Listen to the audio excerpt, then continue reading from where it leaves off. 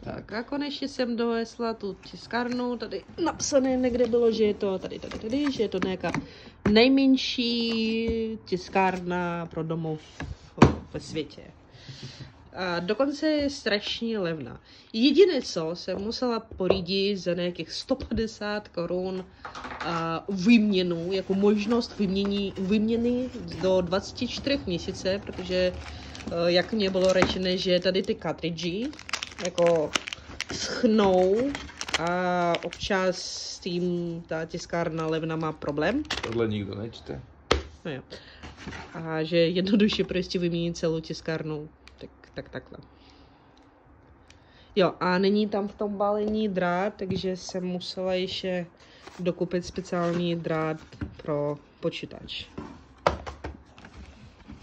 Tak teď se k něčím si prudila svýho muže a proč se na ní musela čekat? Čím je tě prudila? No tím, že si nechtěla vzít tu jinak modrou. Protože to není modré, je to trkysová. Je to trkysová, já nevím, ty děláš stín, nevidíš, že je to trkysová. Modrá. Trkysová.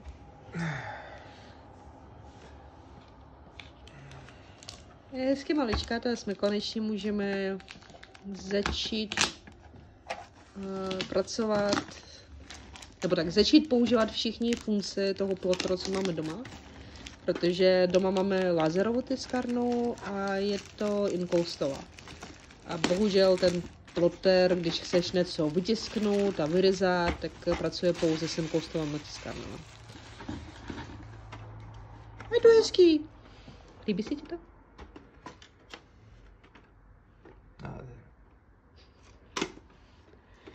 Tada!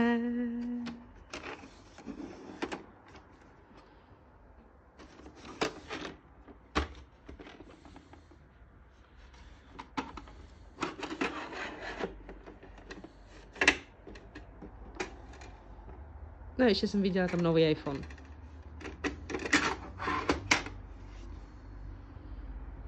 Já jsem tam viděl spoustu nových 20letých holek. A měli nový iPhone?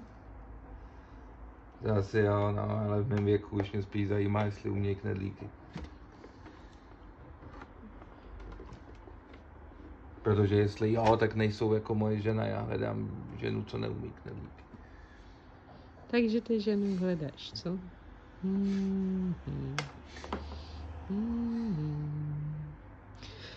OK, no tak nevím, strčit to do nosu a máme novou tiskárnu, jupi.